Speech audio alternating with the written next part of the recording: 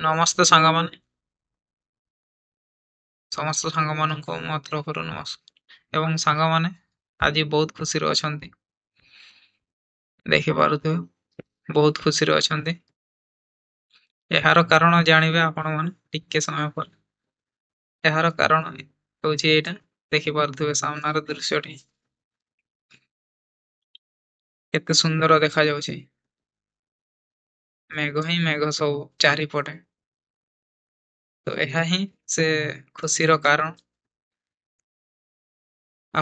ଆପଣମାନେ ଜାଣିଥିବେ ଏହା ଆଉ କୋଉଠି ନୁହେଁ, ଏଟା ଆମର ଓଡ଼ିଶା ଏବଂ ଓଡ଼ିଶାର କୋରାପୁଟ ଜିଲ୍ଲାରେ, ଯୋଉଟା କି କୋରାପୁଟ ଜିଲ୍ଲାରୁ ଆମର 60 କିଲୋମିଟର ପଡ଼ିଥାଏ ଦେଓମାଳି ହିଲ୍ ଟପ୍, ଯୋଉଟା କି ଆମର ଓଡ଼ିଶାର ବୃହତ୍ତମ ପାହାଡ଼ ବା ବୃହତ୍ତମ ଶୃଙ୍ଗ ଅଟେ, ଯୋଉଟା କି ଆମର ମେଜରମେଣ୍ଟରୁ ଦେଖିବାକୁ ଗଲେ ଯୋଉ ଆମର ସମୁଦ୍ର ସ୍ତରରୁ ଏହା 1672 ମିଟର ହାଇଟ୍ ଅଛି ବା ଉଚ୍ଚତା ଅଛି ଏବଂ ଏହାର ଫିଟରୁ ଗଣିବାକୁ ଗଲେ 5486 ଫୁଟ ଅଛି। ତ ଏତେ ହାଇଟ୍ ହେବା ଯୋଗୁଁ ମେଘ ଗୁଡି କେତେ ସୁନ୍ଦର ଭାବେ ଦେଖାଯାଉଛି ଏବଂ ମେଘ ବି କେତେ ତଳେ ଦେଖାଯାଉଛି, ଆପଣମାନେ ଦେଖିପାରୁଥିବେ ସାମ୍ନାରେ। ଏବଂ ପାହାଡ଼ ଛୋଟ ବଡ଼ କେତେ ଅଛି, ତ ସେ ପାହାଡ଼ ଉପରେ ମେଘ ଗୁଡ଼ିକର ଆବରଣଟି ଆପଣମାନେ ଦେଖିପାରୁଥିବେ, ଯେପରିକି ଆମର ରହିଲା ଲାଦାଖ ବା ଯୋଉ ଆମର ବରଫ ବା ଆଇସ୍ ଯୋଉ ଜମିକି ଥାଏ ପାହାଡର ଉପରେ, ତ ସେମିତି ଏଠି ମଧ୍ୟ ସେ ଦୃଶ୍ୟଟି ଦେଖିବାକୁ ମିଳୁଛି, ଯୋଉଟା କି ଆମର ମେଘ ଦ୍ଵାରା ସେ ଦୃଶ୍ୟଟି ଦେଖିପାରୁଥିବେ। ଦେଖିପାରୁଥିବେ ଟପ୍ ଭ୍ୟୁଟି କେତେ ସୁନ୍ଦର ଦେଖାଯାଉଛି। ଚାରିଆଡେ କେବଳ ମେଘ, ଆଖି ଆଗରେ କେବଳ ମେଘ। ମେଘ ଛଡା ଭିନ୍ନ କିଛି ଦୃଶ୍ୟ ଦେଖିବାକୁ ମିଳୁନି, କାରଣ ମେଘ ସବୁ ଚାରିଆଡେ ଢାଙ୍କିକି ରଖିଛି। ମେଘ ଟିକେ ନ ଚାଲିଲେ ଆଉ କୌଣସି ଜିନିଷ ଦେଖିବାକୁ ମିଳେନି। ଦେଖିପାରୁଥିବେ ହିଲ୍ ଟପ୍ କେତେ ଭଲ ଭାବରେ ଦେଖାଯାଉଛି ମେଘ।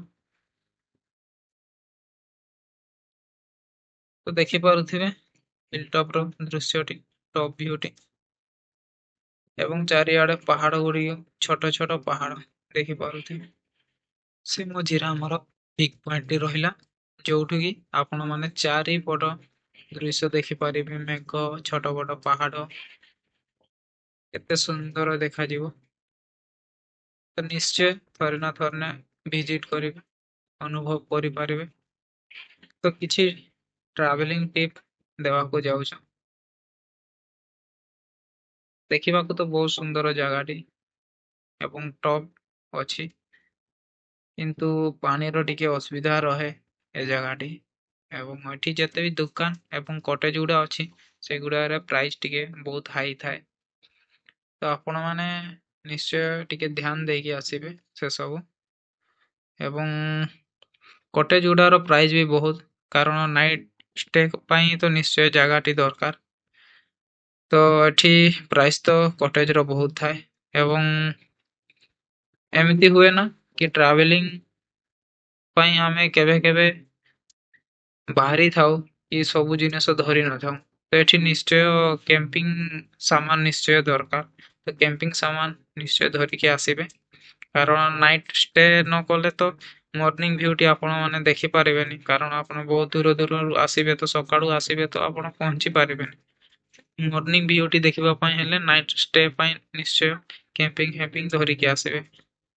ଅବଶ୍ୟ ଏଥର କିଛି ନୂଆ କରାହଉଛି ଗଭର୍ଣ୍ଣମେଣ୍ଟ ଥ୍ରୁରୁ, କି କ୍ୟାମ୍ପିଂ ଫ୍ୟାମ୍ପିଂ କିଛି ଦିଆହବ ଭଡାରେ, ହେଲେ ମଧ୍ୟ କ୍ୟାମ୍ପିଂ ସାମାନ ନିଶ୍ଚୟ ଧରିଥିବେ ଯଦି ଆପଣ ମାନେ ନାଇଟ୍ ଷ୍ଟେ ପାଇଁ ପ୍ଲାନିଂ କରିଥିବେ, କାରଣ ସେ କ୍ୟାମ୍ପିଂ ଯେତେ ବି ଦେବେ ଏତେ ଏତେ ଟୁରିଷ୍ଟ ଆସନ୍ତି, ହେବ ନାହିଁ ହେବ କିଛି କହି ହବନି ଏବଂ ଥଣ୍ଡା ବହୁତ ଲାଗେ ନାଇଟରେ।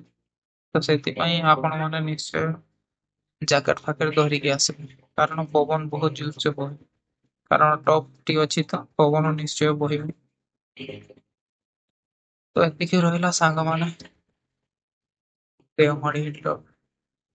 ତ ଆଉ କିଛି ଜାଣିବାକୁ ଚାହୁଁଥିଲେ ନିଶ୍ଚୟ କମେଣ୍ଟ କରିବେ। କମେଣ୍ଟ ମାଧ୍ୟମରେ ନେକ୍ସଟ ଭିଡିଓରେ ପୁଣି ଥରେ ଦେଖା ହେବା ସାଙ୍ଗମାନେ। ତ ଏତିକି ରହିଲା। ସମସ୍ତଙ୍କୁ ମୋର ନମସ୍କାର ସାଙ୍ଗମାନେ।